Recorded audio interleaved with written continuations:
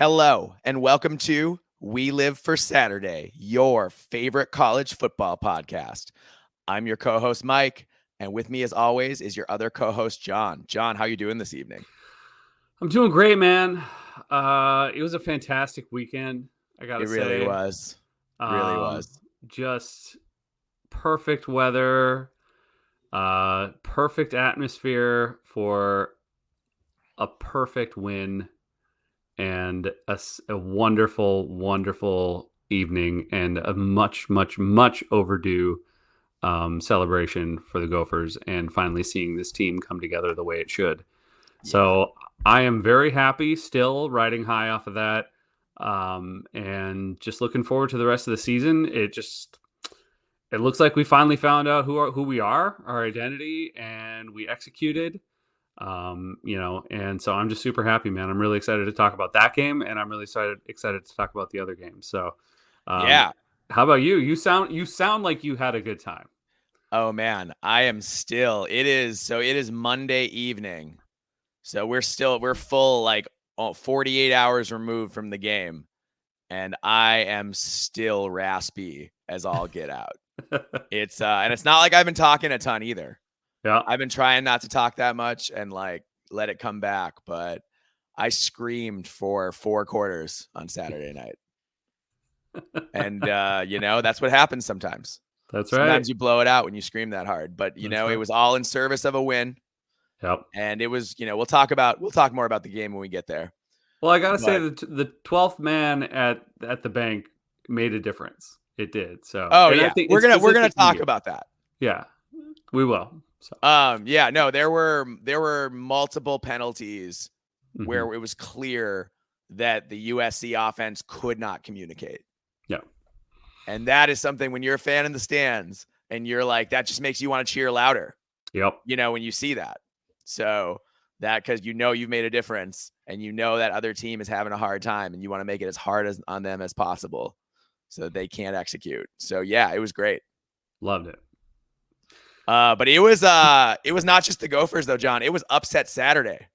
It was wild. But before we get into that, we'll get into upset Saturday. Before that, you wanted to talk about some departures. Yeah, there was a few departures. The first one that I saw was Ches Malusi has decided to enter the transfer portal from Wisconsin, which was a little surprising, especially this late in his career. I figured, he would try to stick it out for a little longer. But, I think like he from what we've been told by a friend of the pod, Scooby, he didn't really want to share carries and wanted to be the main guy, and that just didn't end up how it was. I mean, they've definitely gone more of a running back by committee, and I think he, last year he was kind of stuck behind Braylon Allen and probably thought that this was going to be his year to be the feature back, and it just didn't turn out that way. So their offense just, unfortunately, the way it's designed now isn't made for that. So, yeah. Well, and he also, there's a question about whether he's as good as he was before he got hurt. That's also true. He's been injured so it's a not lot. He's been injured a lot, and it's like sometimes guys don't come back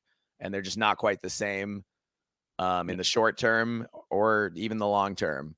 Yeah. So when that happens, then, that's when you see guys transfer, and maybe it'll be interesting to see what the market is for Ches Malusi. Like, does he get another shot at a Power 4 school, or is this like, I'm going to transfer down to the MAC or something where I can have a team on my back? It's hard to say. I think if he does play in another Power 4 school, that it'll probably be like another team that I guess traditionally just is not a powerhouse, and not sure where that will be. But a team that's on like the level of like a Purdue or a Northwestern or UCLA or something like that is kind of what I'm thinking, whether it's in the Big Ten or any other conference. I think it'll be kind of that kind of program. So we'll see. And who knows, and that's where he definitely can be featured, and maybe he'll be able to make it work, and he'll be able to show what he can do and help that team out. Maybe he gets healthy and he goes back to who he was. Because we know when he's fully healthy, he's an effective running back. Very dynamic. Absolutely. Yeah. We'll see. So then that was him. And then the second one was wide receiver and Ohio State transfer Caleb Brown at Iowa. That was one that was a little surprising, but in a way, but yet he hasn't really been getting a ton of targets either. Yeah. At Iowa, it's mainly been obviously Lachey, which is normal for a tight end at Iowa, and then Vanderzee seems to be getting the vast majority of the targets as the wide receiver, and Caleb Brown is just not getting that. So No. he too has decided to take his red shirt and transfer. We'll see where he ends up. Obviously, he's a talented wide receiver. You don't get picked to go to Ohio State. I think if there isn't some potential there, we'll see. Maybe he's got athletic traits. I don't know if he's a talented wide receiver.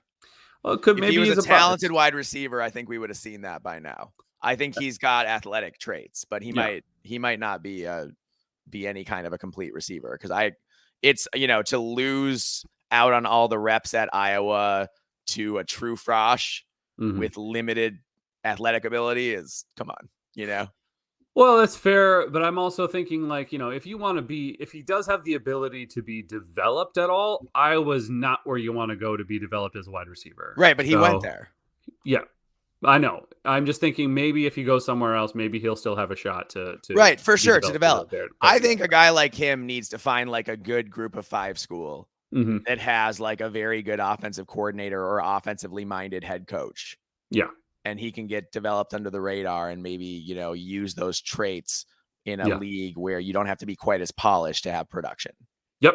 No, I totally agree. And that's, I'm kind of, that's where I was kind of going with it. So I hope that he can find that, and we'll see. But, and then also with Iowa, it's going to be LaShawn Williams, another running back that's transferring out, which I think he led the team in rushing last year. Yeah, and he was the projected starter at the beginning of the year. Yeah, so before Caleb Johnson turned out to be the next coming of Sean Green. Yeah, insane. So yeah, so it's I guess for Iowa, it's definitely been going into this bye week a little troubling, but we'll see. I mean, to me, you're losing 2 players that weren't, providing a ton of production anyway. So what does it really matter? I know you're losing depth, but at this point in the season, what it is, so yeah, I wouldn't sweat it too much, Iowa Hawkeye fans. It's that's what happens this day and age. If he wants, LaShawn Williams, he can carry a team. He knows he can. He wants that opportunity. That's fair. Yep. And I'm sure he'll have takers. Oh yeah. He's not my favorite style. He's a little feast or famine for me, but he'll have somebody who'll want him for sure. Oh yeah. Yeah. So yeah, man, it's very interesting. We're going to see probably more of that, whether it's this week or the next couple of weeks, which is always scary for everybody, because you don't know who is going to decide to leave for whatever reason, just like we saw with Indiana and McCulley leaving last week. It's just, you never know in this age of the transfer portal and all that. So it's true. So hold on to your seats. But let's get into the massive amounts of upsets this week. It was upset Saturday. Yeah. We had crazy upsets. I guess the craziest of all was number 1 Alabama lost to the Vanderbilt Commodores. And no, this was not a baseball game. This was football on the gridiron. And Vanderbilt not only beat Alabama, but led them wire to wire. Yep. Led the whole game. Nothing fluky about it. Man, I'll tell you, that Diego Pavia, man, their quarterback, Vanderbilt. I remember watching him at New Mexico State last couple years with Jerry Kill. Yep. And he was ripping it up. And man, he's a baller. Yes, he's what you need if you're a school like Vanderbilt. You need a playmaker who can kind of do it all, who can kind of make things happen himself and doesn't need that much help. Yeah, and I think this was the first, top 8 or top 5 or 4 or whatever win for Vanderbilt ever? In 60 tries, their first top 5 victory. They were 0-60 against the top AP top 5, and they won. And not against only was number 1. That's exactly it. Yeah, this is the number 1 team in the nation. So, and this is Bama. Yeah, I get it. They have a brand new coach this year, but this is still Alabama. But it's not Nick Saban's Alabama, because Nick Saban didn't lose to Vanderbilt. No, he did Nick not. Saban did not lose those games. He lost some games, but he did not lose those kinds of games. That's not a game that Nick Saban would have ever lost. So we are all the way through the looking glass for Alabama fans now. Which is funny because I heard on a podcast or somewhere, and I'm sorry, I'm not giving you the credit. I just can't think of it right now. That apparently Vanderbilt had this clip of Saban saying something along the lines of the easiest place to play in the SEC is Vanderbilt. Man, and why would he do that to Kalen DeBoer? He did that to Kalen DeBoer. And they put that up on the Jumbotron and played it for everyone to see. Of course. It was amazing. They would. Why wouldn't they? That's incredible. Brilliant. Yeah. Love that. Vanderbilt, didn't they? Their stadium wasn't even really built until the season started, was it? Wasn't their stadium undergoing renovations until like the week that the season was opening this year? Yeah. And now they beat Alabama. Amazing. Incredible. And then, but it wasn't just that. We had Tennessee, another top 10 team, lost to Arkansas. Mm-hmm. And then Mizzou got dog walked by Texas A&M, right? Yeah. Sorry. Shout out to a friend of the pod, Chris. We're sorry about your Mizzou Tigers, buddy, but keep watching for the Gophers. We are, exactly. They'll bounce back. Mizzou will bounce back. It's weird that Luther Burden hasn't been as dominant this year as last year. Mm-hmm. Like, especially because Mizzou had their quarterback back in Brady Cook, right? Yep. So like, it's weird that they haven't been the same kind of connection as they were before. Mm-hmm. So I wonder if Mizzou can find a way to get him going again. Like he's such a dynamic player, Yeah, he really is, and I don't know. I mean, I admittedly did not watch that game very closely, but it's because it's on the SEC.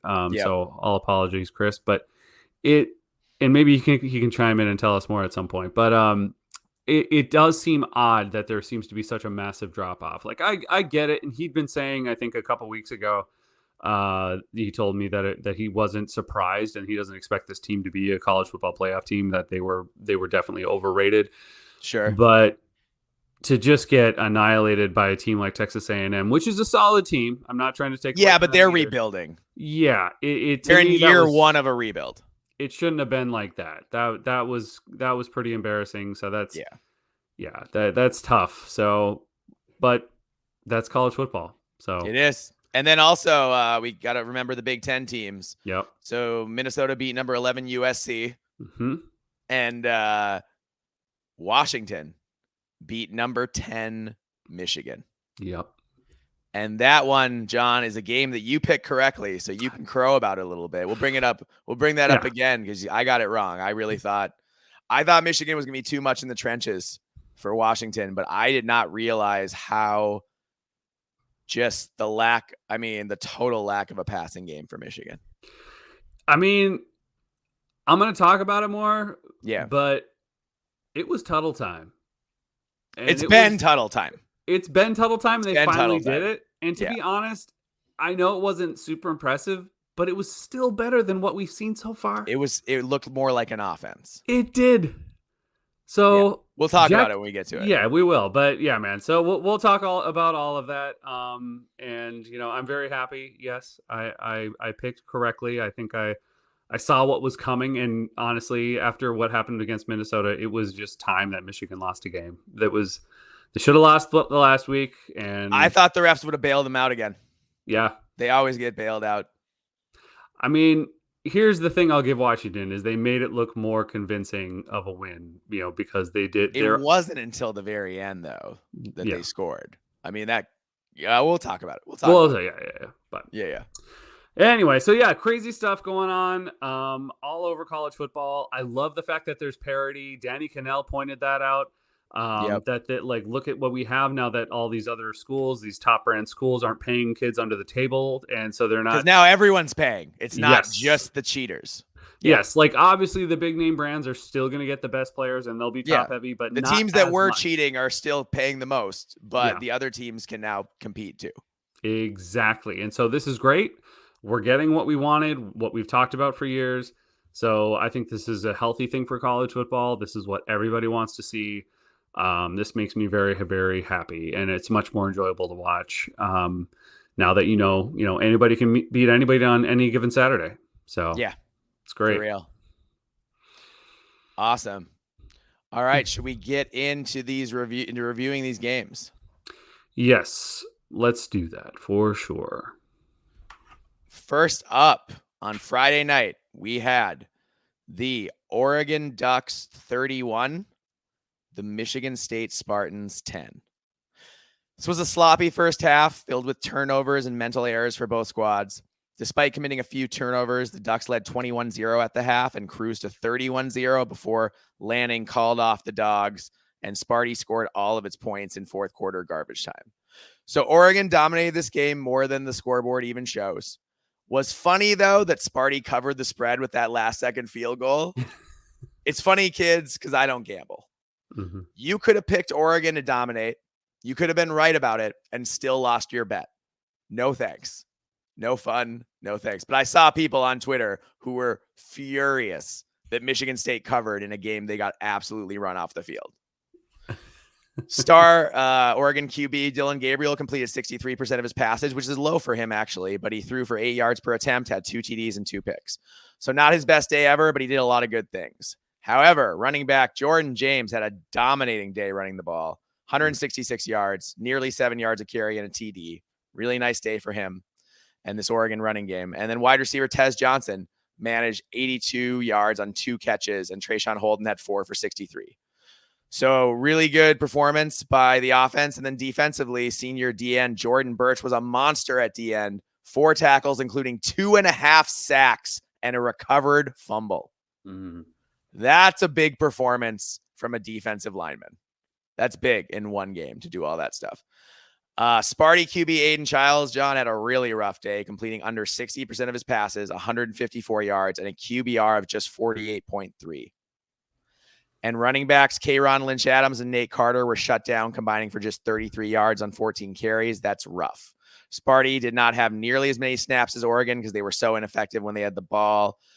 Nick Marsh and Montori Foster and Jack Velling, they all had a few catches, but it just didn't add up to very much. So, John, what do you think about this one? Yeah, I mean, it was a dominant performance by Oregon, but it was sloppy. Much sloppier than they better clean some things up. Let's just put it that way. And I'm not trying to get down on Oregon. I think that was a solid win. Your defensive line looks very good now.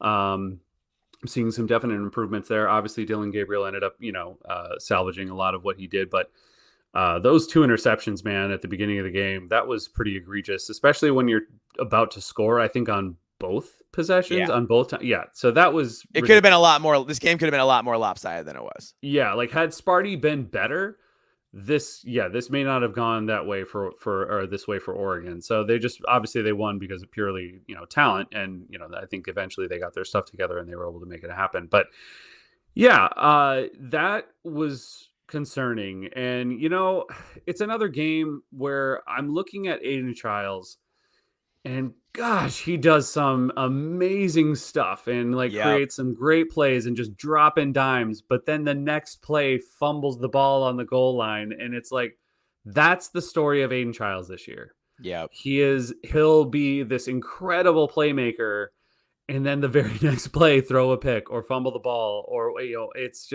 goes from it's a total roller coaster, man. It is crazy with it's a lack of maturity in how he plays, for sure. Yes. Yeah. And he doesn't have a lot of rep still. Like, he is learning. Yeah. So I'm not saying he can't overcome it at some point in his career, but it just doesn't feel like it's going to be this year, does it? No. And honestly, Jonathan Smith is letting him do what I would do. Yeah. I would keep playing him and let him make these. What else are you going to do? He's your best talent. Exactly. Well, that, but also let him learn. That's how he's going to learn. And so you just got to hope, keep him out there. Maybe you'll be able to pull off a couple more wins.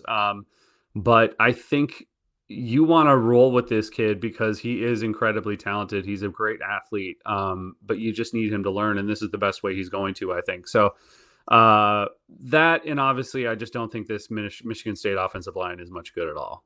Yeah. They can't open up the run game. And Lynch Adams and Nate Carter are not a bad pair at running. No, they're capable running backs. They don't have a chance out there. Exactly. So yeah, it was very interesting. I've been waiting for Jordan James for Oregon to finally Yeah. show out, and he did. All last year, the last couple of years, we saw Bucky Irving, which is still frustrating, but we saw Bucky Irving show out every year, like Yep. multiple times. He was a freaking star. Mm-hmm. And we've been waiting to see, can this Oregon running game be able to help balance the attack and help take a little pressure off of Dylan Gabriel, and we definitely saw that this game. So, and also Oregon's defense, man, they really showed up in a big way. So I'm very impressed overall. But like I said, when it comes to these mistakes by a veteran like Dylan Gabriel, that's not gonna work against Ohio State this coming week. But we'll talk No. more about that in the preview. Yeah. You think Oregon got caught looking ahead a little bit? Yeah, probably. Yeah. Dylan Gabriel just was not locked in. No, not like he has been. No. I think he knew, and I don't know, even his quotes after the game, just about being happy and like, yeah, I think he knew maybe that. I bet you he was spending late nights grinding Ohio State film last week. You know what I mean? Yeah. I'm sure he did his work.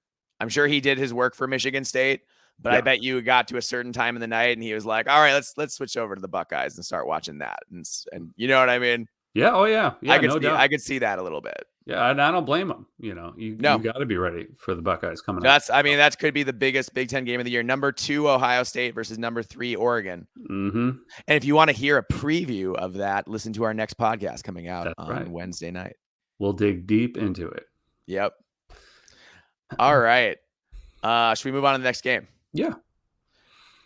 The Ohio State Buckeyes 35, the Iowa Hawkeyes 7. John, this was a close game for a half. Iowa's D did a good job of slowing down Ohio State's high-powered attack in the first half. The Buckeyes were frustrated, leading just 7-0 at the break. Ohio State had a really nice first possession, drove right down the field, threw a TD to star wide receiver Emeka Egbuka. But after that, the Buckeyes turned it over on downs, turned it over via Jeremiah Smith fumble. Dude needs to work on his ball security, seriously. Mm-hmm. They punted and they threw a pick. So not a great first half for Ohio State offensively, but you got to credit the Hawkeyes for being feisty in that first half defensively. That said, though, after halftime, the dam broke. Ohio State dominated the third and fourth quarters before calling off the dogs and allowing Iowa to score a meaningless late TD. Buckeyes QB Will Howard was fantastic, completing, get this, John, 84% of his passes. Wow. For 209 yards, 5 total TDs, 1 pick for a QBR of 84.3. So a great game for Howard. Mm-hmm. Quinshawn Judkins and Travion Henderson didn't run a lot, but they were very effective in the 24 carries they combined for. And senior Emeka Egbuka looked like the All-American he is, catching 9 passes for 71 yards and 3 touchdowns. He's a special player. Another special player is True Frost phenom Jeremiah Smith, who had 4 catches for 89 yards and a TD. He did have that fumble, though. John, my criticism of Smith is that he has got that ball out there like a loaf of bread when he's running with it. Yeah. He's got it between, he's got 2 points of pressure only. You got to have, he's got just his hand and like the inside of his elbow, and that's it. And he's got that thing running with it open. Like, you got to tuck that to your chest, man. You got to do that. This isn't high school. Like, guys will get you. And I'm just saying, in a big game like against Oregon, he can't be randomly fumbling in the open field. Yeah. So I hope he gets that ball security fixed this week. And I bet you that's a conversation that Ryan Day is going to have with him. Mm-hmm. Star safety Caleb Downs had 2 tackles for loss. So another great game from him. He just seems to be absolutely everywhere in pass coverage as well. Just a special player. Oh, yeah. And for Iowa, John, Cade McNamara, another poor game, throwing for under 100 yards once again for just 4.5 yards per attempt and a pick. Kirk Ferentz has said he thinks Cade McNamara is improving. I would argue that McNamara continues to look terrible week in and week out. Yeah. Star running back Caleb Johnson was shut down entirely with just 86 yards on 15 carries. But his 28-yard TD run came in garbage time, and he was shut down the rest of the game. And Luke Lachey managed 5 catches for 39 yards, but it just didn't amount to very much for this anemic Iowa offense. So what'd you think about this game?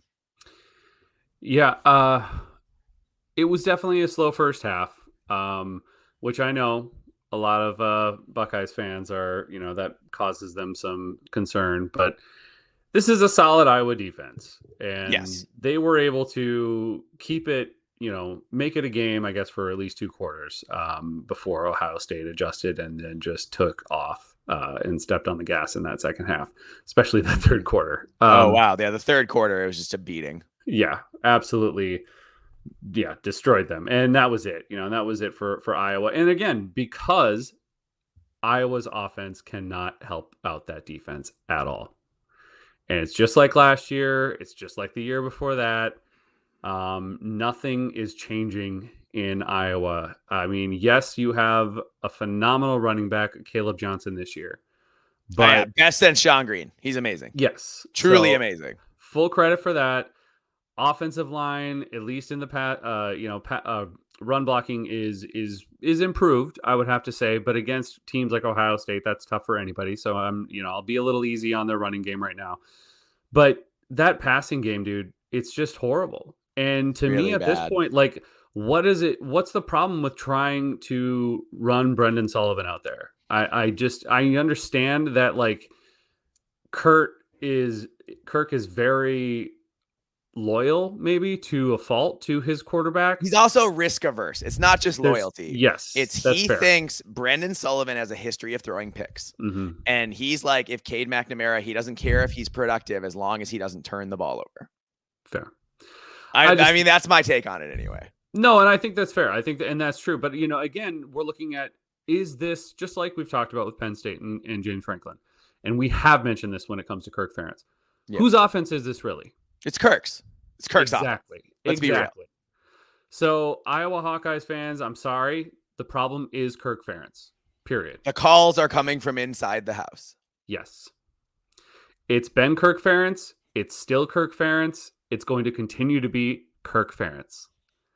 I mean, I get it. The guy's a legend. He's been there a long time. He's done a lot of amazing things for that program. Full credit. Always respect him as a head coach. But I feel like this is just showing that he might be past his prime. Is he, or has it always been like this? Is this what Kirk's prime really was for the most part?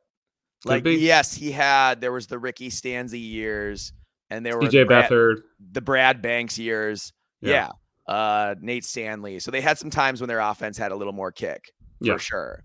But for the most part, has it not been Iowa dominating on defense and special teams and getting enough calls and doing enough on offense to just sort of push it across and beat teams? They can beat good teams, but they're not usually beating great teams. Mm-hmm. The last time Iowa had a true, like, big upset that in a big way was over Ohio State, and that was what, 2017? Yeah, I think so. Yeah, when they just blasted Ohio State randomly. But it's been since then, the offense has not. We haven't seen those kind of explosions from the Iowa offense. Yeah, and you're right but I guess my point is, I understand you're saying he's past his prime, but if he keeps winning enough games, is it gonna matter? Yeah, is it gonna matter? Because if Iowa still is on pace, I mean, they still only have how many losses this year? 3 or 2?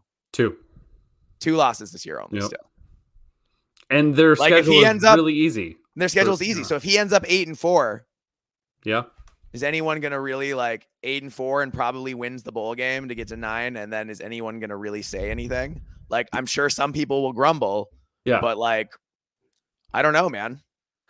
No, I'm with you. I don't think he's going to lose his job this year by any means. That's not what I'm saying. But I think, like, for all of the Hawkeye fans that you and I interact with, and other, people we've seen on Twitter and commented and continue to express their frustration with this incredibly anemic offense.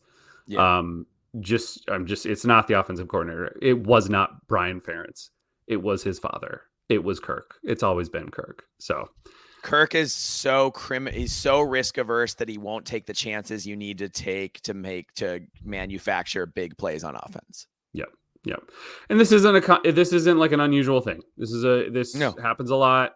Head coaches, they're control freaks, and this is what they do. They have a hard time delegating, responsibilities to their coordinators. So, as we've seen also at Minnesota from time to time. So, but back to the team that won, though. I gotta say, this Ohio State team is excuse me. is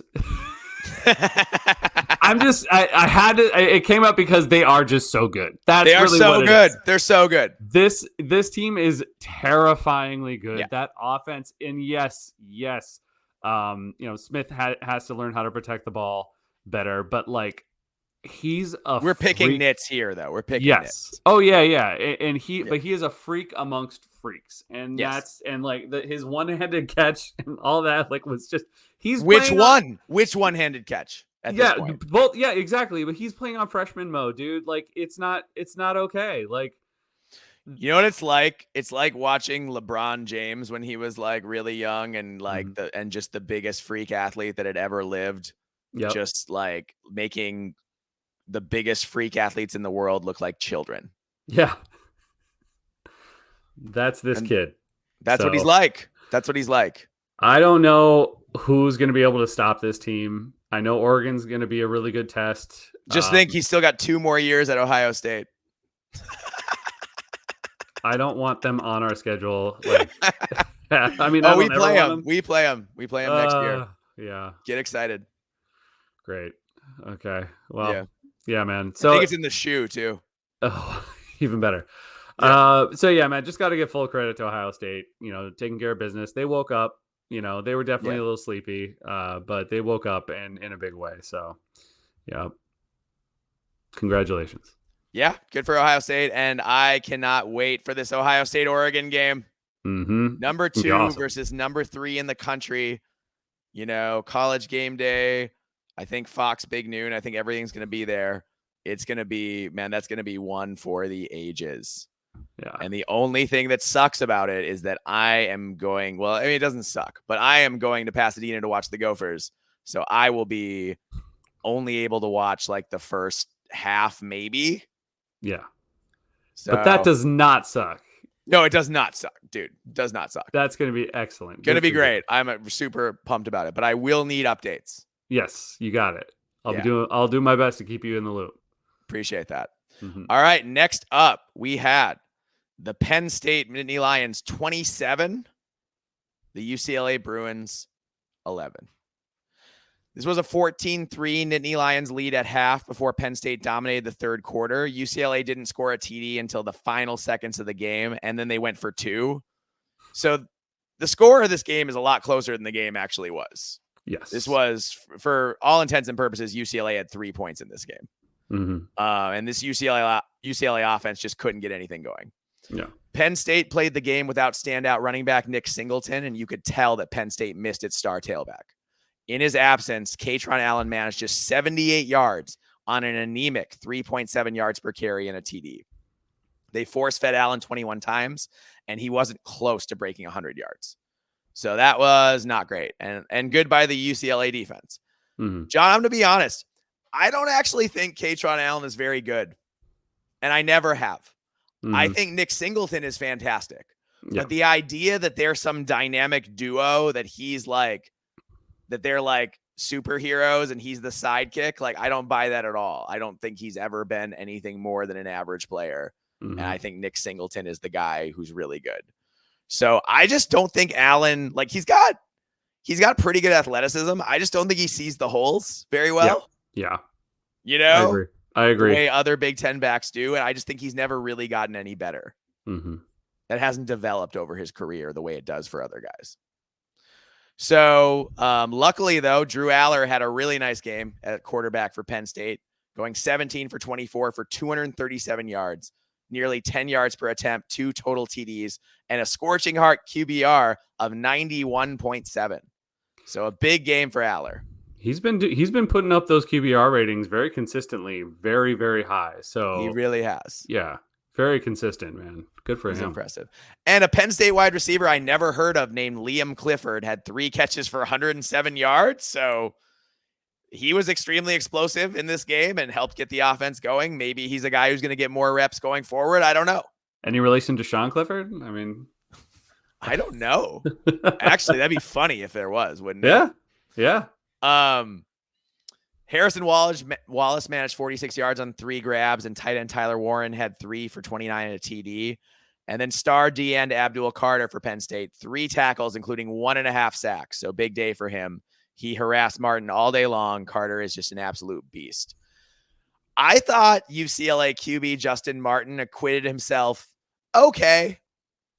The good news is he completed 73% of his passes and didn't throw any picks. Mm-hmm. The bad news is he averaged just 5.6 yards per attempt, managed only 167 yards passing. So the passing game was dinking and dunking too much, and they were unable to sustain drives.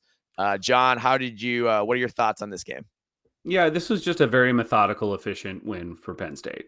They had the control the entire time from start to finish. It was very evident. I think, Drew Aller is maybe not the most flashy quarterback in the Big Ten. I don't think that he is not the guy that you're going to be looking to, kind of like Miller Moss during the LSU game, and how he's just making these incredible throws, and he has the wide receivers that are all these like 5-star freaks. But you see Drew Aller really working with what he's got, and he's making it look very easy. And so the he's great at managing the game. I think that he is just continuing to improve. And we were talking about that from last year. Like, is he going to continue to mature and get better at, making decisions? And he definitely is, man. I mean, he's very smart quarterback, makes great choices. Yeah, it's not super flashy. He's not, throwing for, like a 50-yard TD or anything like that, but he makes it down and continues to move it down the field consistently. And I think, yes, I got to agree with you as well with Allen. I think he's fine. He's fine. He's fine. Yeah. Nick Singleton is definitely the guy for sure. So moving forward, that's okay without Nick Singleton against this UCLA defensive line. I think that's fine. Katron Allen can obviously got enough done to help out Drew Aller, but still, the one thing I will say though, talking about as impressive as Drew Aller is, there really still weren't. I think there was maybe one explosive play the whole game that I saw it. So you're still not seeing a lot of explosive plays, but like I said, it doesn't really matter considering how consistent they are just moving down the field the way they have been. And UCLA, man, it's tough. It's just tough. The one thing I got to give them is that they do seem to be continuing to battle. They're not quitting for sure. No. They're not quitting on Deshaun Foster at all. Exactly. So I got to give them credit. They don't quit throughout the game. You don't see them roll over. They continue to fight even without Ethan Garbers. Justin Martin still, as a backup, put up a pretty impressive. He was pretty good. I was impressed. He was. I thought for a guy who's never played before, really, I thought he did a good job against this solid Penn State defense. Yeah, I thought he did pretty well making he completed plays. The vast majority of his passes, which I didn't expect. Yep. Well, and he looked like he wasn't making bad decisions. No, he was taking what was there. There just wasn't a lot to take. Exactly. So this, maybe Justin Martin isn't that bad. Maybe, if as long as Ethan Garbers is hurt, he can maybe make some things work. I thought it was really interesting too I know TJ Harden didn't have a lot of yards rushing, but he was involved in the passing game a lot. Yep.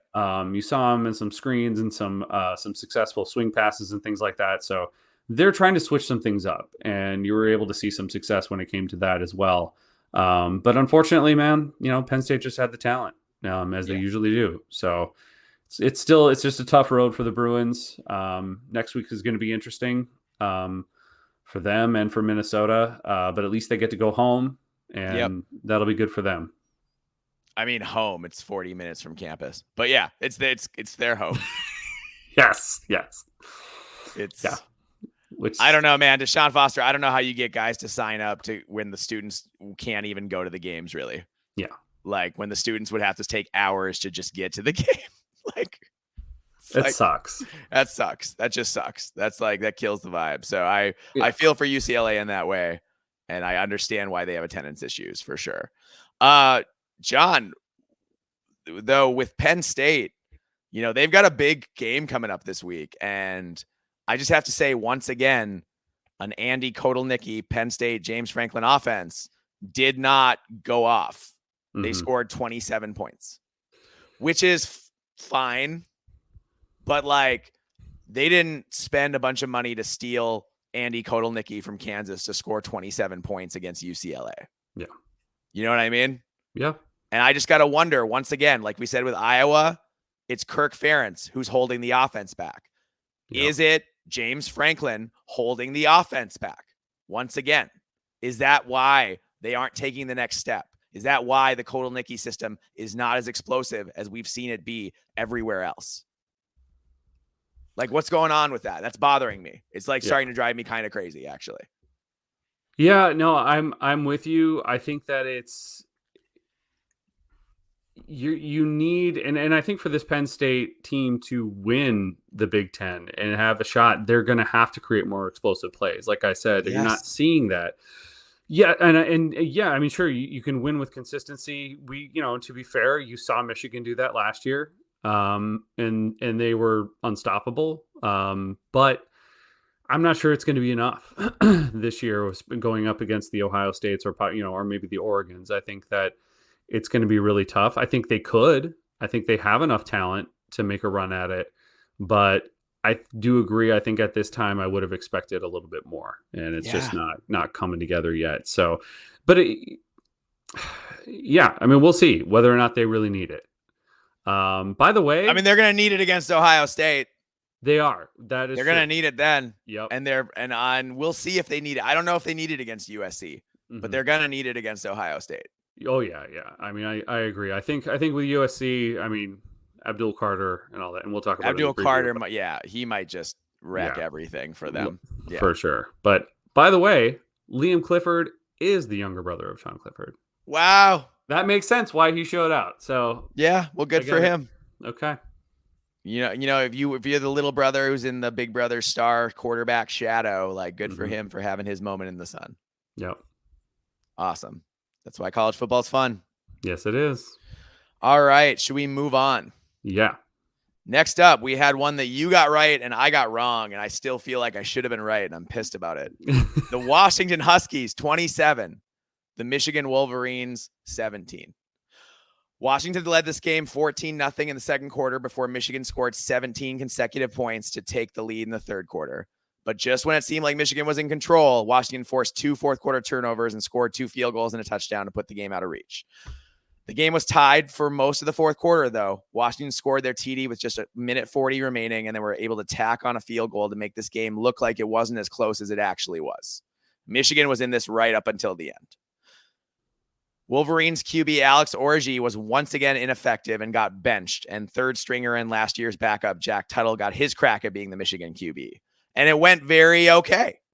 Tuttle was 10 for 18 for 98 yards, so just 5.4 yards per attempt, 1 TD, and 1 costly pick for a QBR of 55.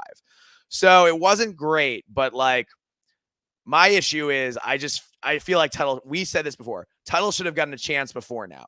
Yep. Because Alex Orji and Davis Warren have been that bad. Mm-hmm. And if you start Tuttle from the beginning of this game, does Michigan win? I don't know. Yeah. I'm not saying they do, but I'm saying that maybe they have more. Maybe they do, because it was close. It was very, very close. So I think maybe they have a chance. I think you have to roll with Tuttle at this point, don't you, John? At Michigan? I mean, I've been calling for Jack Tuttle, and let's get Tuttle time going now. I've been calling it for like the last 2 or 3 weeks. So I mean, I have too, but I started out kind of kidding, but now I gradually became really serious. I just think, I've seen what he's done. I mean, he's played 7 years now, right? Yeah. Like, if nothing else, this guy knows how to manage a game. He knows how to make smart decisions at this point in time. He's not going to put the ball. I mean, I know he did have that egregious interception that probably cost them the game right there. But yeah, leading up to that, he was doing pretty well, and he was completing passes, and he looked competent in behind the line of scrimmage. So yes, he understands the offense. He knows how to run the offense, and that means a lot, even if you're not that talented. Because you're not seeing that with Orji, and you're not. It's just not happening. Or Davis Warren. Yeah, or Davis Warren. So, and Tuttle can move in the pocket too. Yeah. Beautiful touchdown pass on the run. That was gorgeous. So I got to give him some credit. But you and I have been calling for Tuttle to get a shot for a while now, and I think you absolutely have to. It's just the way it's going to go. You've got a solid running game. You've got some good running backs, and which obviously we finally saw Donovan Edwards have a game. He showed up. Donovan Edwards, man, I was just going to bring that up. How about it? 95 yards, 6.8 yards per carry, and a TD. The guy who didn't show up was Khalil Mullings. Yep. Who played terrible and had the same amount of carries as Edwards, but just 49 yards to show for it on 3.5 yards per carry. So Mullings has been elite and Edwards has been underachieving. And this game they switched and Edwards was elite and Mullings was underachieving. Imagine if they ever play well in the same game. Yeah, exactly. Then that Michigan offense, then they will win for sure.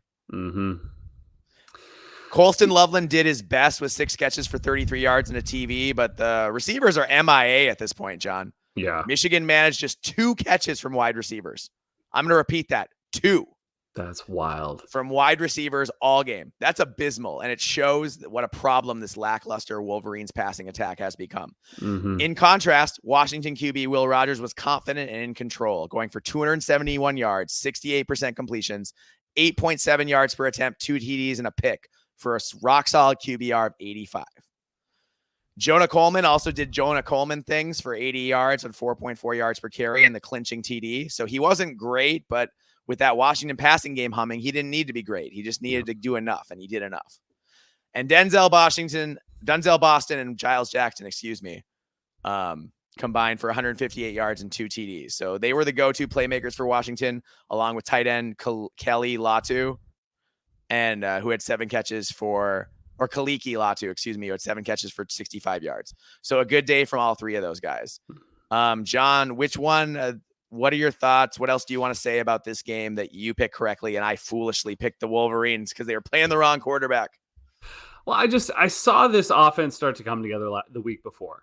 They were really starting to click, and they should have beat Rutgers. Let's be real. Yeah, if it weren't for the kicking thing, they would have beat Rutgers. Exactly. So, and you really saw Will Rogers come into his own, and Giles Jackson and Boston start to just become the playmakers we've seen flashes of, and it showed out. And I just had a feeling, especially after what happened against them in the Minnesota game with Michigan, I felt like it was just time that Michigan lost. And Washington just seemed like the team to do that. Obviously, they have a more balanced offense. They're able to run the ball consistently and throw the ball. And it just really, I know that it was close, but I just never had a doubt that Washington was going to have this one in the bag. It just, they were able to have more explosive plays. Yeah. And it just seemed like Will Rogers just was not having enough issues throwing the ball. The defensive line. I'm surprised the D line didn't pressure him more. That's what. Sorry, I didn't mean to cut you off. Yeah, no, but that was the point I was just going to make, is about the D line was just not. They weren't as dominant as they've been. They haven't been all year. It's weird. Like, they show up in certain games or at certain points of the games, and you're like, oh, okay, there it is. But then they just kind of go away and fade. And it's just, I don't get it. It's like what happened with Illinois. Yeah. With a couple of years ago, where they had the one year they had the really good D tackles, and the next year their D tackles just weren't as good. Is it just really hard to motivate defensive tackles? Yeah. I feel like we see these guys have really good seasons and then just fall off a cliff, and I don't really understand it. It's hard to say, I mean, you wonder if it's like, oh, they already know they're going to go into the NFL and that someone will draft them, and they'll probably be relatively high draft picks. But it's like the better you play, the better you get, the higher you get drafted. So why not play your best? I don't get it. I don't either. It seems odd to me as well, but yeah. So it looks to me, I wasn't surprised at this outcome, and I did think that it was time that Michigan lost again. So, also fun fact, apparently Jonah Coleman forces more missed tackles than anyone else in the Big Ten, which is really impressive. That is impressive. That surprises me. But yeah, good for considering all the really good running backs in the Big Ten that Jonah Coleman has been, he also doesn't really share carries. Yeah, that's true. That's fair. That helps. But but he's been really good. He has been really good. Yeah. And Washington in general has been a lot better than I thought they were going to be. So we were wrong, or I'm willing to say I was wrong about that one. Yep. That I thought Washington was going to be a total train wreck, and they're not at all. Yep. They're a competitive team. Yep. They did well. Jed Fish is doing a good job. He's doing well coaching them. He did well in the portal. I think that they definitely are one of the more impressive teams coming back. And Michigan, out of those two national title teams, the winner, the defending champion is not the one that's impressing at If this you had point. told me Washington was going to win this game before the season, I would have laughed you off the stage. Yep, same. But here we are, and that's Yep. why once again, that's why we love college football. That's it. All right. Next up, we had the Indiana Hoosiers 41, the Northwestern Wildcats 24. After 3 quarters of battling, this game was close with Northwestern down just 24-17 entering the fourth quarter. Northwestern wide receiver A.J. Henning caught a 2-yard TD pass from QB Jack Lausch, which cut the lead to 27-24 with just 11 minutes remaining in the game. But IU answered with a 5-minute TD drive to put the game out of reach. Just to make sure, they added one more. So this game ended up looking like a blowout, but credit Northwestern for playing really tough and making this a real contest. IU has not been punched in the mouth this season at all, but the Wildcats managed to do it and play them tough for over 3 quarters. But you just can't hold down this Cignetti offense for a whole game, John. Eventually, they managed to score a bunch of points. IU QB Curtis Rourke completed an eye-popping 76% of his passes for 380 yards, 3 TDs, 0 picks for a red-hot QBR of 96.0. That is an elite performance from the quarterback position. I mean, that's dude, video game numbers. I think he's the best quarterback in the Big Ten. I'm saying it. I think Curtis Rourke is the best quarterback in the Big Ten, and he plays in Bloomington. Yep. Running backs Justice Ellison and Tyson Lawton combined for 120 yards and about 5 yards per carry, and each had a TD as well. But once again, man, it's star Hoosier wide receiver Elijah Surratt, 7 catches, 135 yards. Keyshawn Williams had added 87 yards and a TD, while Omar Cooper had 47 yards receiving. And Hoosier defensive lineman Mikhail Kamara had a monster day with a sack and 2 tackles for loss. For Northwestern, Jack Lausch was better than he has been all year, completing 23 of 38 passes for 243 yards, just 6.4 yards per attempt, but 2 TDs and 0 picks. So this is by far the best he's played. If you're Northwestern, I think you're excited about this and want to build on Lausch's performance in the coming games. Stark running back Cam Porter was shut down as Northwestern managed just 93 yards rushing in an anemic effort. Backup running back Hyman had 1 long 35-yard run, but was otherwise shut down for nothing. Mm-hmm. And wide receiver Bryce Kurtz led Northwestern with 128 yards receiving, while A.J. Henning had 67 yards and 2 TDs. So the Northwestern passing attack showed up at least. John, this was a much more compelling game than we expected. What did you think about this one? Well, I'll start with Northwestern. I just want to say that I feel like they finally found their identity. Yes. It seems like Jack Lausch and their passing attack was able to figure it out on, keeping Lausch mobile in the pocket, keeping him rolling out, because he is such a threat with his legs as well. And you saw that in this game. And so I think finally seeing them settle and make this a game was good to see for Wildcats fans, and it showed you that they can be dangerous. Obviously it wasn't enough because IU is, I think, one of the best teams in the Big Ten, and I don't think that this is. I don't think it's fake. I don't think that the Hoosiers are a paper tiger. I really don't. No, they're definitely not. So I want to give credit to Northwestern on finally finding their identity. Stick with this. It seems to be working. And you might be able to have, at least salvage to maybe a 4 or 5 win season. We'll see. But just don't collapse at this point in time. But Jack Lausch is definitely who I would be rolling with from now on. Yeah. But IU, man, like Curtis Rourke is putting up video game numbers. He's great. This offense, and the difference here in what you're seeing every week is you're actually seeing not only is Curtis Rourke amazing and their passing game and all of the receivers that they're throwing to, not just one. Surratt is their main one, but he is spreading it around and everybody is making plays, and it's incredible. Yes. But you're also seeing this Indiana rushing attack have a lot of success with Ellison and Lawton and even Black from time to time. Mm-hmm. So there is a balanced attack here, and both are very effective.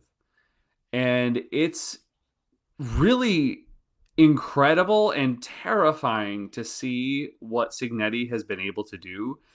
And he made a bold claim, and we brought this up about how he was going to win. He was going to be in Indianapolis. And We although laughed. we laughed, We laughed. but we loved, and we were like, hey, like, I No, we love the love the confidence. attitude, but we laughed because we thought there's no way in year one you're going to be able to build a roster to compete for a conference title. Well, Maybe now. they. I mean, this is the first time Indiana's been 6-0 since what, the 60s? Yes, since the 60s. I think 67, I think. That's insane.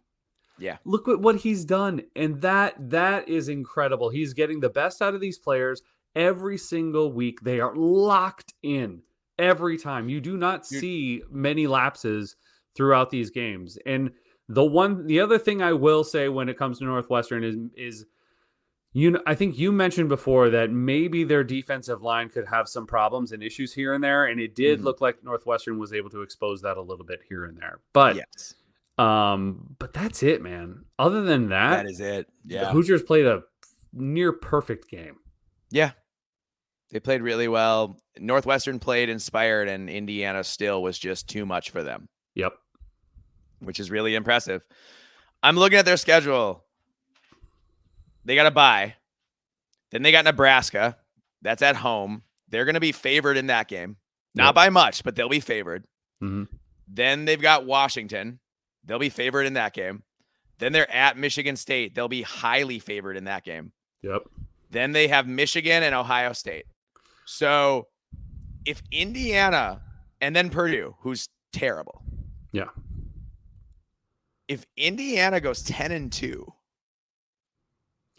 dude, they could here's go. The thing: they could go 11-1. That's what I'm saying. They could beat Michigan and go 11-1. Yep. Could they go 11? If they go 11-1, you have to put them in the playoff. And also, dude, what happens with Curt Cignetti if they go 11-1? I mean, does he get an NFL job? I mean, like, I think that's on the table. Yeah, I mean, I think any job, if he does that, if he finishes, let's say they drop one and he loses to Ohio State and somebody else, and they end up 10-2. Yeah, you got to think that any open coaching vacancy in the country, they're going to be at least thinking about Curt Cignetti. Oh, dude, his phone is going to be ringing off the hook if it isn't already. That's the thing. Yeah. So I'm with you, dude. It's scary, but at the same time, like, no, but all the most fun stuff is anything this fun is a little scary. I just going to the Michigan game. If you were to tell me to put them on the field right now against each other, even if Michigan were at home, I'm picking IU every time. I don't care where it is. I'm sorry. I just think it's in Bloomington too, which is they're even better. But even if they were playing at the Big House, I would pick Indiana, and I wouldn't even be thinking twice about it. Yes, I would too. So this a lot would have to change between now and then for me to pick Michigan to win that game. Yep, a lot would have to change in the next month. This team is terrifying. I think, to be honest, they're impressing me more than Oregon at this point. Oh yeah. I'm not saying they're better than Oregon, but they're impressing me more. They're impressing me more, definitely. I mean, the two most impressive teams that I've seen so far in the Big Ten are Indiana and Ohio State. That's it. Yeah. I'm not saying they're the best, but they're definitely the most impressive based on what they've done versus their competition to this point. Yeah, and how they're winning. So how they're winning exactly. So yeah, man, good for man. I'm so jealous. Good for the Hoosiers. Good for the Hoosiers, man. Good for the Hoosiers, rocking out. All our IU friends out there, we're happy for you. We basically become like almost I feel like we should be considered a borderline Indiana podcast in a way because of how much we we'll ask the all for you guys we'll ask the all for you guys if we count. Yeah. All right, next game we had the Wisconsin Badgers 52, the Purdue Boilermakers 6. So this was a one-sided game from the outset. Wisconsin led 14-0 after one, and they cruised there from a 52-6 demolition of the Purdue Boilermakers. QB Braden Locke was the star, throwing for 359 yards on 65% completions, 11.6 yards per attempt, 3 TDs, but 2 picks. That said, even with the 2 picks, that is his best performance of his life by a long shot, I think. Running back Tawi Walker was the bell cow now that Ches Malusi left the team, and Walker had just under 5 yards per carry on 19 carries for 94 yards and 3 TDs. Wisconsin might have found a receiver in Frosh Tretch Kikahuna, who had 134 yards receiving on 6 catches, including 2 TDs, highlighted by a dynamic 69-yard TD catch. And safety Hunter Wooler had a nice day with 5 tackles for Wisconsin. Purdue, man, though. Purdue QB Hudson Cards once again struggled, going 11 for 21 for just 111 yards, 5.3 yards per attempt, 0 TDs, 0 picks. Woof. And Devin Mockabee couldn't get going in the running game as Wisconsin just ran a lot more plays than Purdue due to Purdue being so ineffective on offense and anemic on defense. Mm-hmm. None of Purdue's receiving options did enough to be worth talking about. That's the sad truth about it. So what did you think about this one, John? I mean, this was just a dominant win over an absolutely horrendous team. Yeah. And it's in Wisconsin did exactly what they should. And unfortunately for Purdue, I don't know if I see 2 wins on this schedule, and that's terrifying. You don't mean 2 more. You mean 2 period. 2 period. Yeah, dude. They're the worst team in the Big Ten. They are winning. Remember when Dave Revson said Purdue was not the worst team in the Big Ten? Well, Dave, sorry. Well, they're the worst team in the Big Ten. We were wrong too. I mean, like, yeah, we were. We thought it was going to be UCLA. I thought it was going to be UCLA for sure. I mean, Purdue takes the cake, man. Yeah, dude. It's rough. It is rough in West Lafayette. It's brutal. Yeah, man. I mean, Wisconsin, they needed a bounce back game after last week. After having a really good first half against USC, they needed to get some confidence, and I feel like obviously they were able to. And Braden Locke especially needed that, yes. Which he got, obviously. Yeah. Put up some very impressive numbers, and I think those 2 interceptions definitely need that kind of stuff needs to be fixed, but. You were able to get him out there, find a new target in Kekahuna, and I think that this is all good. And finding Tawi Walker and getting him some carries and getting him consistent, and Dylan Jones and Yakimelli, that running back by committee, it's working for him, and this is now something to build off of. And so I think going into the rest of the season, this is good for Wisconsin. This was impressive. Yes, the Boilermakers are an awful, terrible team, but they did exactly what they should. And they capitalized, and they didn't take their foot off the gas, and they were, they put up impressive stats. So, good for the Badgers. You did what you're supposed to against an inferior opponent. Yeah, it was funny. Scooby said that he was disappointed that we weren't upset about Wisconsin winning so big. And I was like, Scooby, my partner is an IU fan. So, like, I've learned to be happy through them when Purdue loses. Mm-hmm. Yeah. Yeah. Well, and, I don't know. It's Purdue, man. Yeah. I mean, I'm like, good for you. I don't know if we should be giving Braden Locke the Graham Mertz treatment after that Illinois game or, not quite. Yeah.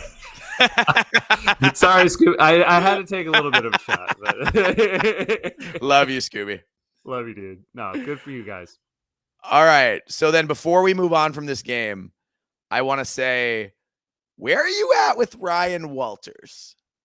Because I know Purdue fans who want him fired now, despite the fact that it's only year 2.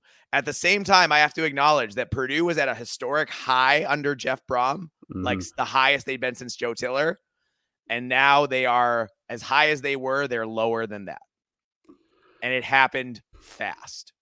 They fell off fast. They went 3-9 last year. They could be looking at 1-11 this year. Do you even dare think about pulling the plug after 2 years if they finish 1-11? I do. Really? Here's the thing, man. I know traditionally you give a coach like 3 years to see what they can do. Show what they have, yes. Otherwise, a lot of other coaches will not take you seriously. If you pull a coach after 2 years, then they don't necessarily want to play for that AD who fired a coach after 2 years. And I think that's a fair way to look at it. I don't have anything against that either. But I think if you go 1-11 or 2-10, Um, That's and really rough. in this new landscape of college football, like I don't know if you can afford it. Now Yeah. I know that it's a double-edged sword here. Like you can, like you said, when it comes to the AD, that can be a bad look, but also like you gotta produce, dude. Like, Yep. and I don't think, Purdue was in the Big Ten championship game like I mean, just a they went couple eight years and ago. six, but yeah. But still, Let's remember though, that was their best season ever yes. of recent times. Their best season since Joe Tiller, and they went 8-6. But I'm just saying, like, you were able to give your fans and the boosters and everybody else, like, a reason to be, support this team. And Yep. I don't know, man. You can lose almost everything in 3 years. We've seen it. We saw Oh it in yeah. Minnesota with Tim Brewster. Oh, you can drive a program into the ground in that amount of time. And Absolutely. then how many years did it take take for us to come back? And It'll kill years to get back. Yeah. so is it worth it? Do you want to risk that extra year to possibly damage your program for 5 or 6 years to come? Yeah.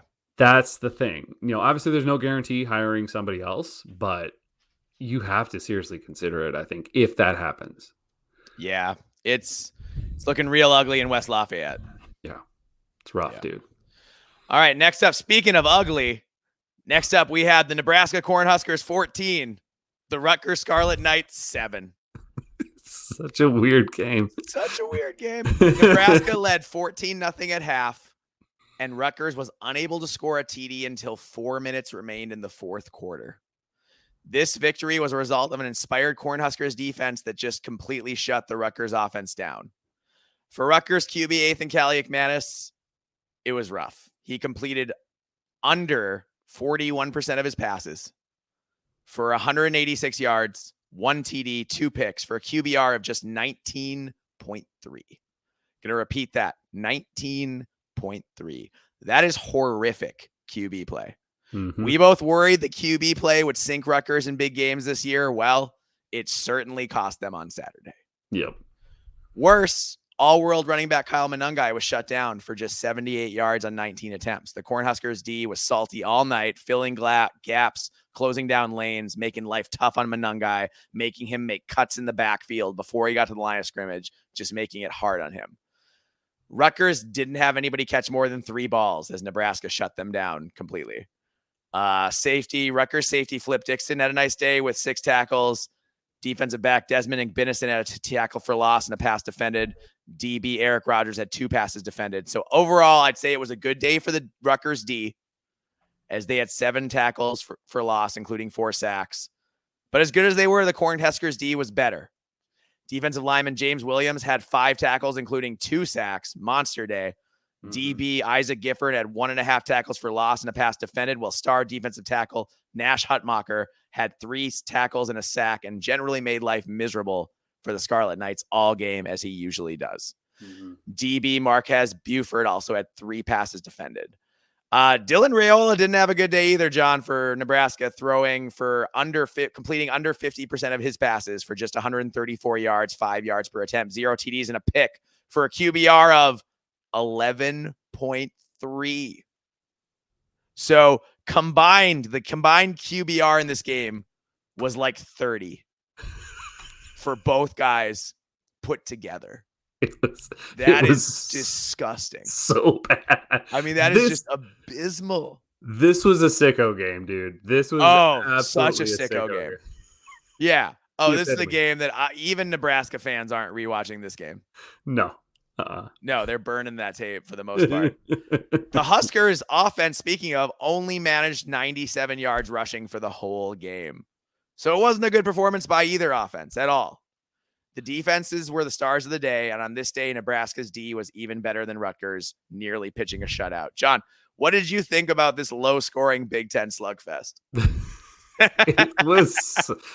It was tough to watch, man. Yeah. It really was. For real. I mean, Rutgers doesn't score at all in the first half, and then Nebraska Rutgers didn't score until there was 4 minutes left in the game. Yeah. Thank you. Yes, even worse. But then Nebraska doesn't score at all in the second half. At all. It was like against Colorado. Yes. When Nebraska didn't score in the second half, where the offense just quit.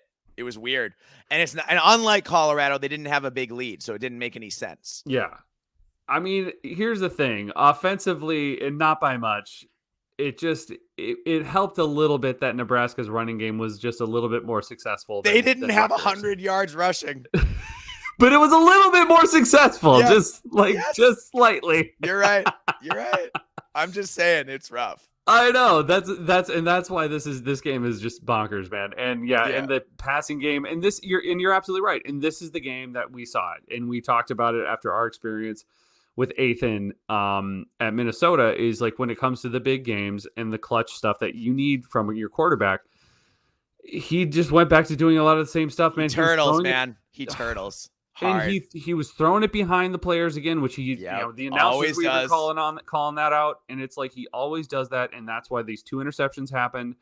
He panics, he throws the ball too hard, and just really inconsistent. So that was definitely a problem. I mean, Kyle Monangai showed some flashes because he is Kyle Monangai, and he will do that, but he can't win the game for Rutgers especially against a defense this stout and a defensive line this stout, without some kind of passing attack. So it was bad. We now saw, how Rutgers can be mortally hurt and wounded, and you just need a solid defense. And I think that this Rutgers team can lose. And especially you get Athan in panic mode and it's game over before it even starts. So, but also, Dylan Raiola had a freshman game.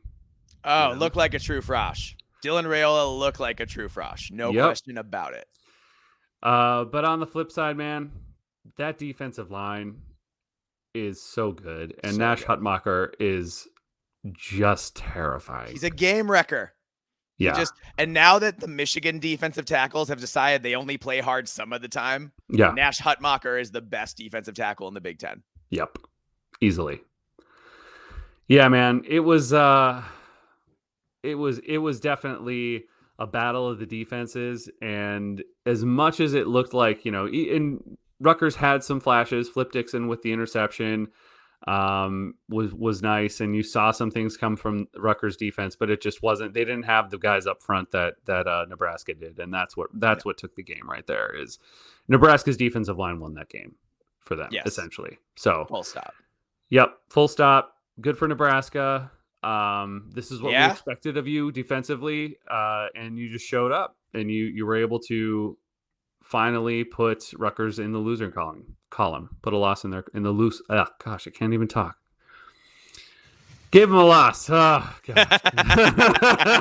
It happens. Get it out. Shake it out. You got it. Oh man, just my tongue tied right there. So yeah, I'll tell you what. Nebraska better figure that offense out because they got a bye week and then they got the Hoosiers, and the Hoosiers are scoring 40 points a game. So they're electric. If Nebraska is going to win that game, I'm not going to say they have to score 40, but I'm going to say they're going to have to score 28 or 30 to have a chance, right? Yep. Like, let's say, assuming the defense plays well enough. That's assuming the defense holds Indiana under what they normally do. I still think you're going to need 28 or 30 points to win that game. So Nebraska better figure it out quick, man, because the Hoosiers are coming. They're coming. Yeah. And that game is in Bloomington. And as obviously Nebraska is really good at stopping the run, but the Hoosiers don't necessarily need to run the ball. So. No, they don't. They don't have to. They throw to run. Yep. Running is a luxury for Indiana, not a necessity. Yep. So that's that Cornhusker secondary better be ready to roll. Yeah. Unfortunately, that Elijah Surratt is a rock star. Oh yeah, and unfortunately for Nebraska, that seems to be their weak spot on defense. So yeah. We'll see, but we'll get more into that on the preview episode. All right, John, we made it to the last game. We had the Minnesota Golden Gophers 24, the USC Trojans 17. This game was high drama, John. Yep. It was back and forth all the way to the end. You and I were both in attendance at this game. I saw you at this game before the game. Yep. And USC hit a last-second field goal to tie the game at half before they took a 7-point lead in the third quarter. But the fourth quarter was all about the Gophers, as Minnesota had 2 nice TD drives, played elite defense all the way down the stretch in the fourth quarter, and held down this powerful, high-flying USC offense. After driving down the field at the very end of the game, in a tie game, Minnesota's PJ Fleck, after a timeout on 4th and goal from inside the 1, instead of doing what he and everybody else in the stadium thought he was going to do, and kick the field goal, he said F it and went for it. PJ Fleck, the guy that we've spent years saying was too conservative. We wanted him to change his best this year. He's changed his best. Yeah. He has. Yes, he has did. coached in a more aggressive manner this year than I have ever seen. Yep. And it hasn't always paid off, but it's been different, and it's been more modern and more aggressive. Yep. Not to be outdone, QB Miller Moss led USC all the way down the field before throwing a pass into the end zone that was intercepted by star Frosh safety Corey Parrish of Minnesota. What a game. What a game. Amazing. It was crazy. And I got to tell you, if you weren't there, the atmosphere was nuts. The crowd was electric. The fans showed up. It was loud. Yeah. It was loud. I mean, I counted they had USC had 3 to 4 offensive penalties just because they couldn't communicate because it was too loud. Yeah. And for all those other fan bases out there that don't think it gets loud in the bank, either you weren't paying attention, and I'm sorry, I got to call out Husker fans. A lot of Husker fans were at that game last year. And if you're trying to tell me or convince me that it just wasn't even that loud and it was quiet, you're either delusional or you're just throwing shade just because you want to be that guy. Yeah. But the thing that the bank has is it was built in 2009, so it has modern acoustics. Yeah. So it's not a thing where everything's amplified in there. Yeah. And it's really, really loud. So it's really fun. Mm-hmm. All right, let's get into the nitty gritty. Minnesota QB Max Brosmer was sublime on Saturday, completing 79% of his passes, nearly 80%, for 169 yards, nearly 9 yards per attempt, 3 total TDs, and 0 picks, and a red-hot QBR, John, of 89.3. Wow. Brosmer needed a great game, and he played a great game. Hats off to him, and that's why I'm wearing the Minnesota hat and the shirt today. For those of you who are audio only, I felt like I had to represent coming off the big win. So that's how I'm dressed, just so you know. All right. The star of the night, though, was Minnesota running back Darius Taylor, who had 144 yards rushing, nearly 6 yards per carry, including a 40-yard run that set up a touchdown. He also had 5 catches for 56 yards. So Darius Taylor had a full 200 yards from scrimmage on Saturday night. That is impressive. He did lose a fumble, which was not so good. But besides that, he couldn't have played better. Yeah. Minnesota's wide receivers made big plays, as Daniel Jackson was the most frequent target with several catches. But Lemeki Brockington and Elijah Spencer only had 1 catch apiece, but they were timely, important first down catches. Yeah. And defensive end, Ja Joyner, man, he had a key sack and another key play where he got to Miller Moss, tipped the ball, which was interception by Devin Williams. And that was a key play for the Gophers in the second half as well. So he was a monster, and they couldn't block him. In fact, they were holding him all the time. Yep. That guy gets so many, they get away with so many holds on him every week. I swear, man, he's going to go so high in the NFL draft, and people are going to be like, he didn't have that many sacks. And I'm like, I got to tell you the way the guy gets held. He's been getting held all last year and all this year. And he gets a lot of pressures though. Still, he still does, but he doesn't get a freaking whistle from the refs or any help at all. No, ever. Ever. It's really frustrating. For any other fan bases out there, if you do watch another Minnesota game, watch for that. Yeah, watch Ja Joyner and tell me they're not holding him when he's coming around the edge with that bull rush. Like almost every play. Yeah. Yeah. Anyway, enough about that. We will not complain about officials because we won. Yeah. All right. Miller Moss completed just 61% of it, and because we usually don't. Moss completed just 61% of his passes for 200 yards on an anemic for USC, on an anemic 5.3 yards per attempt, 1 TD, and 2 costly picks for a QBR of just 67.7. Running back Woody Marks was the star for USC with 134 yards and 20 carries for 6.7 yards per attempt and a touchdown. Minnesota played with 6 in the box all night, so they were kind of daring USC to run, but USC ran pretty well. All those light boxes, though, allowed Minnesota to play more aggressively in pass defense, though, which stymied this explosive Trojans attack and also led to the interceptions. So, John, what did you think of this crazy game? I mean, I think, my heart stopped at least like a dozen times. Oh, yeah. It Took was years off my life. Which seems to be like every time we win a game, I shouldn't say every time, but when we play in conference, that's generally how it goes for you and I. And this was amazing. This was incredible. I too have to give full credit to Max Brosmer. He really has come along, and I think he's finally being recognized, and people are talking about how he's improved and continues to improve every week. And every week he plays better. He really does. And it's showing. I wish we had 3 more years of him, Seriously. And to me, like, this is the team you and I knew could have been playing this entire season. Unfortunately, just didn't show up in the North Carolina game, didn't show up in the Iowa game, and it's cost. It's been inconsistent. Very inconsistent, but when they're there and when they're on it, they're dangerous. And this was the game where you finally saw it put together.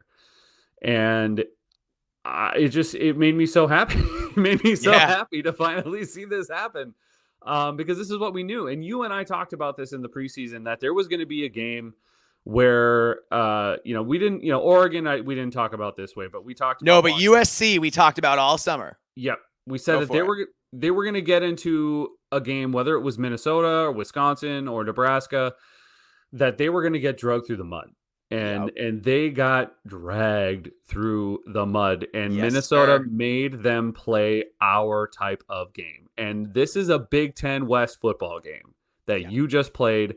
And this is why, for anyone else out there, and I know there's a lot of fans out there who think like, oh, you just lost to a really bad Minnesota team. No, you didn't. And frankly, USC is not a bad team either. So no, USC is a very talented team. The fact that they got knocked out of the top 25, USC fans, I will defend you, and I think it's ridiculous. I think you should still be in the top 25. I think you just played a better team than what you thought, and a better team than what their record shows. Yes. And finally, people are talking about that when it comes to Minnesota and giving them that credit, which is true.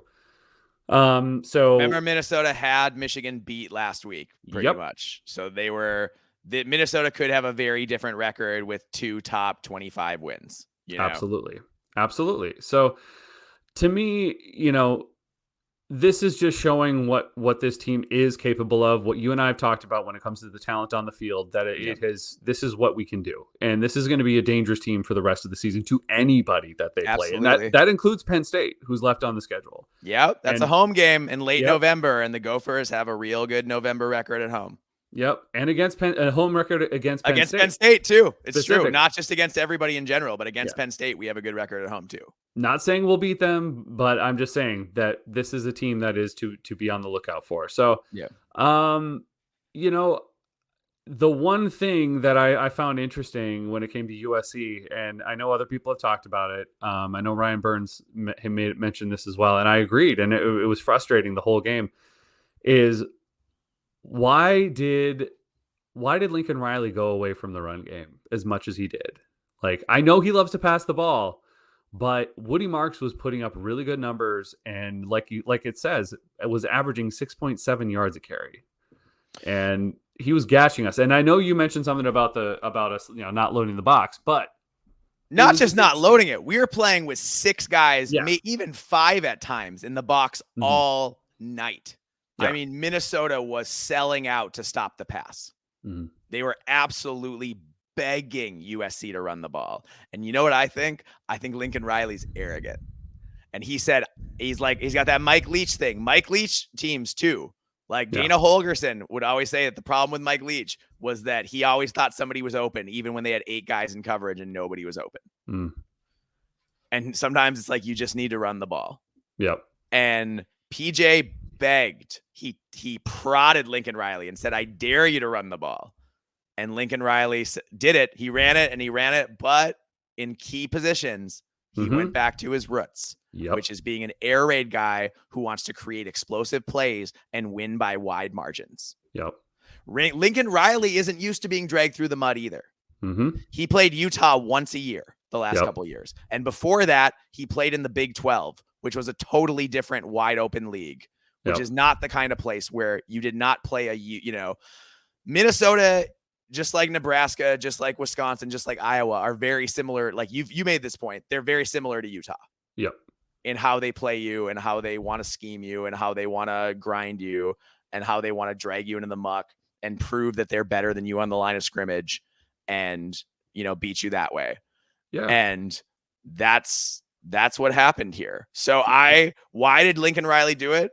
I don't think I think his ego is too big to just abandon the passing game, because the passing game is his baby.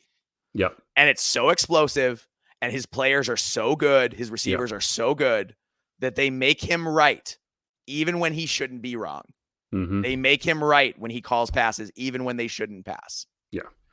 So I think PJ Fleck knew Lincoln Riley better than he knows himself a little bit. That's what I think. And Lincoln Riley would not abandon the passing game, even though it was clear that they could not block Ja Joyner or Danny Strigow. They could not block them straight up. The defensive ends were getting pressure. They only had one sack, but they were pressuring Miller Moss all night. Well, and you saw Wisconsin do it last week as well. Yes. It's not hard to get pressure on him for these teams. Michigan did it. Wisconsin did it. Minnesota did it. And there will be other teams that will do it. And, And so the fact is, and like what we talked about in the offseason, like I just said about USC was going to lose a game to a team like Minnesota, and it happened. But we also made that point of being like the middle of the Big Ten. The thing some of these West Coast teams don't understand is the middle of the Big Ten is a bunch of Utahs. Yes. That's it. They're really good. So there's a higher floor. There is a high floor.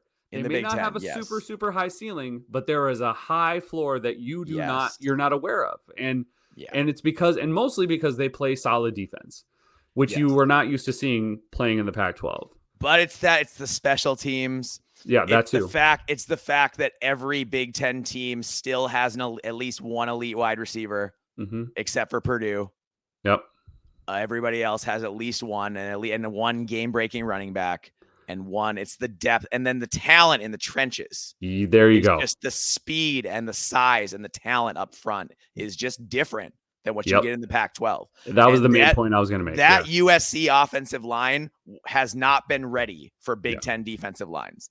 And if Wisconsin had a better offense, they could have lost that game too. Absolutely. Yeah. 100%. Yep. So I think, again, I do still think this USC team is very good because of just the level of talent that they have out there. It was just a bad matchup for them. And Minnesota was, I think, and also I agree, I think PJ outcoached Lincoln Riley. Oh, PJ clearly leaps and bounds outcoached Lincoln Riley. Lincoln Riley, it was like, will you come into my parlor, said the spider to the fly. I really think with the running thing. And Lincoln Riley ran it, and it worked. But by God, he wanted to end that game when they were up in the third quarter. He wanted to end that game, and he kept trying to end that game. And every time it worked out for us. So PJ, he got out coached earlier this year by Kirk Ferentz, but the last 2 weeks, I think he blatantly out coached for both Sharon Moore and Lincoln Riley. Absolutely. I really think that's true. John, we got to talk about PJ, though, because 4th down on the 1 in a tie game with under a minute left, almost any other coach in America kicks there.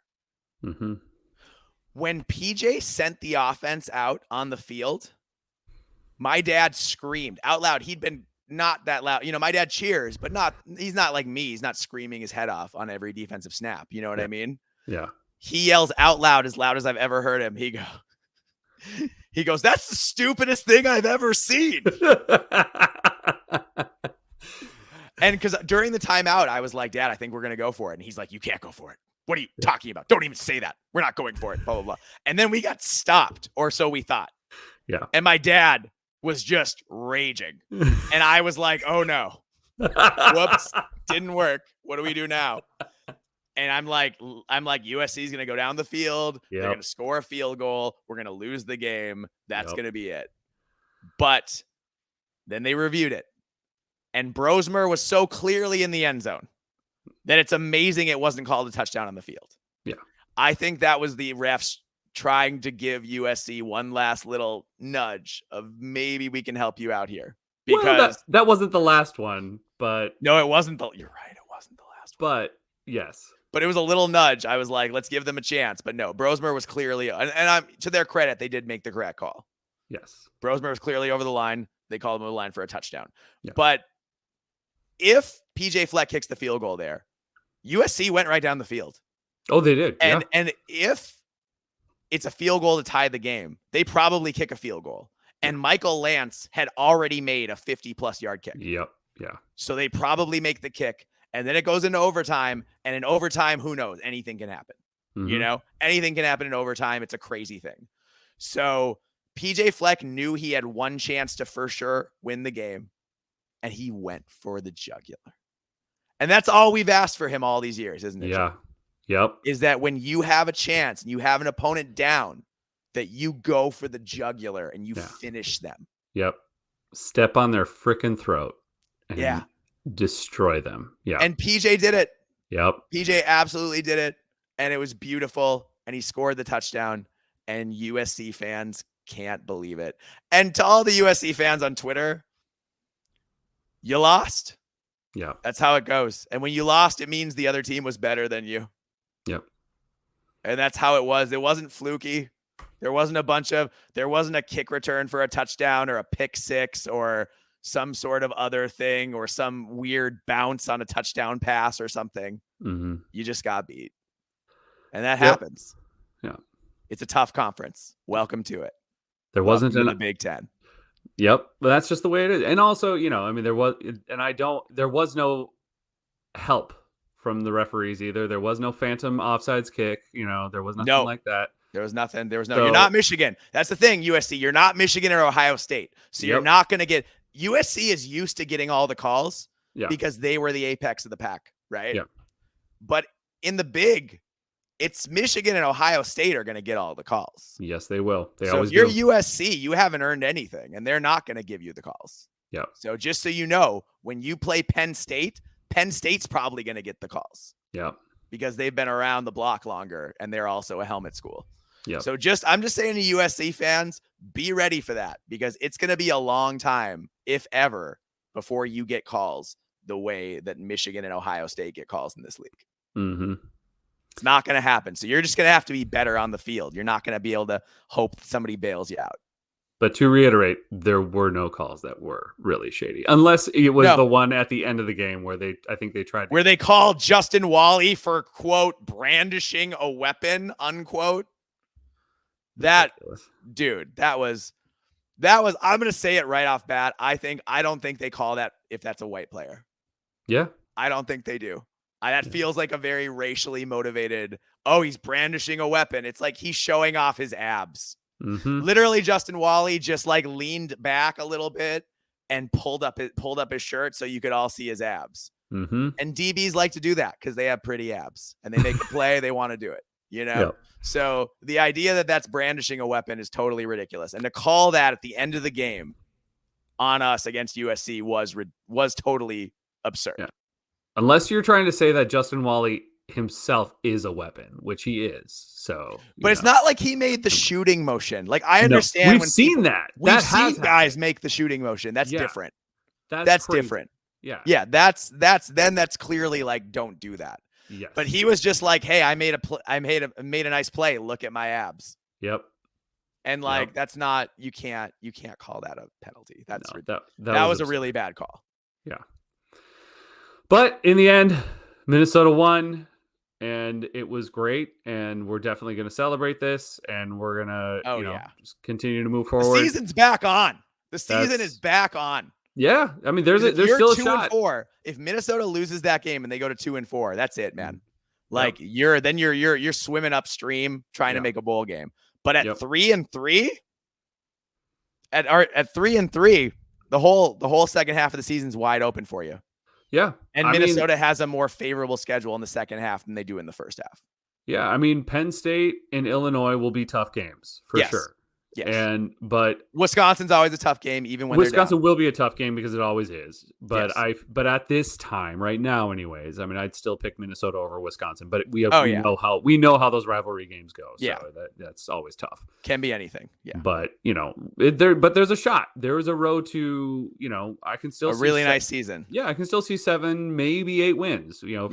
At this time, but it could be. But at least there's a reasonable road to 6, and we're not sitting here being like, "Are we going to miss a bowl game?" Because that's what it felt like. Now, granted, if Minnesota trips over itself and loses to UCLA, we'll be right back on the "Oh my God, are we going bowling" train again? Yes. But if Minnesota can win that one again, then we've got some momentum going in the bye week.